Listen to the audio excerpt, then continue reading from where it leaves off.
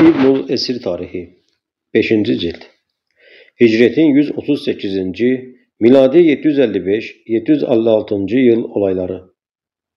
Cumhur bin Mirrar el-İcli'nin baş kaldırması. Bu yıl Cumhur bin Mirrar Mansur'a karşı Rey şehrinde baş kaldırmıştır. Bunun sebebi ise şudur. Cumhur Sindbad'ı yenilgiye uğrattığında Sindbad'ın ordugahında bulunan her şeyi ele geçirdi. Bunlar arasında Ebu Müslim'in hazineleri de vardı. Bunları göndermedi. Sonra da korktu ve isyan etti. Mansur, Cumhur'a karşı Muhammed bin Eşas'ı büyük bir ordu ile birlikte Rey'e doğru gönderdi. Cumhur bunun üzerine Rey'den ayrılarak İspahan yönüne doğru hareket etti. Muhammed Rey şehrine girdi. Cumhur da İspahan'ı ele geçirdi. Muhammed sonra Cumhur üzerine asker gönderdi. Kendisi ise Rey'de kaldı. Cumhur'un bazı arkadaşları yanında az sayıda asker bulunan Muhammed'in üzerine tecrübeli askerlerle gitmesini tavsiye ettiler. Cumhur bu tavsiyelere uyarak bu askerleri savaşmak üzere gönderdi. Haber Muhammed'e ulaştığında karşı koymak için hazırlık yaptı. Horasan'dan kendisine takviye birlikleri geldi. İki ordu Rey şehri ile İspahan arasında Kasr-ı Firuzan denilen yerde karşılaştılar. Büyük bir savaş yapıldı. Cumhur'la birlikte Acem süvarilerinden tecrübeli bir grup vardı. Cumhur yenilgiye uğradı. Pek çok askeri öldürüldü. Kendisi kaçtı ve Azerbaycan'a sığındı. Daha sonra İspazvera'da arkadaşları tarafından öldürülerek başı Mansur'a getirildi. Harici Mülebbed'in öldürülmesi. Bundan önceki yılda Mülebbed'in isyan ettiğini, Hümeyd'in onun önünde bozguna uğrayarak kaleye sığındığını zikretmiştik. Bu haber ulaşınca Mansur, Abdülcebbar'ın kardeşi Abdülaziz bin Abdurrahman'ı yanına Ziyad bin Müşkan'ı da katarak Mülebbed'e karşı gönderdi. Mülebbed 100 süvariyle birlikte Abdülaziz bin Abdurrahman'a pusu kurdu.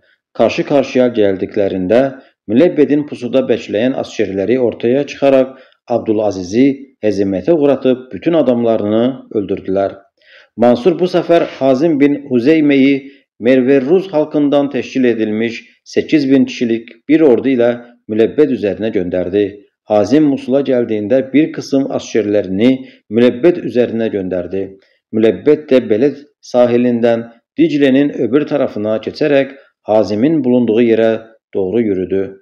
Hazim de aynı şekilde Mülebbed'in bulunduğu yöne doğru gitmekteydi. Öncü kuvvetlerin başında Fadala bin Nuaym bin Hazim bin Abdullah en-Neşeli bulunmakta, sağ cenaha Zuhair bin Muhammed el-Amiri, sol cenaha Ebu Hammad el-Ebras kumanda etmekteydi. Hazim ise ordunun merkezindeydi.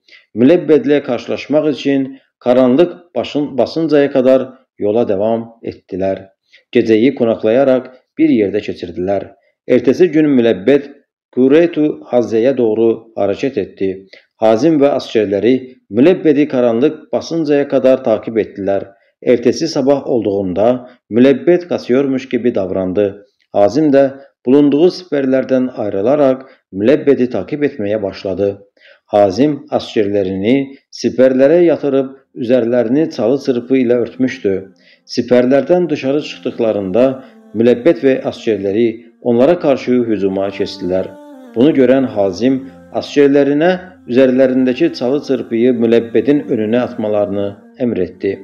Mülebbed ve askerleri Hazim'in ordusunun önce sağ kanadı üzerine sonra da sol kanadı üzerine yüklenip her iki kanadı da çökerttiler. Sonra da kendisinin bulunduğu merkeze yüklendiler.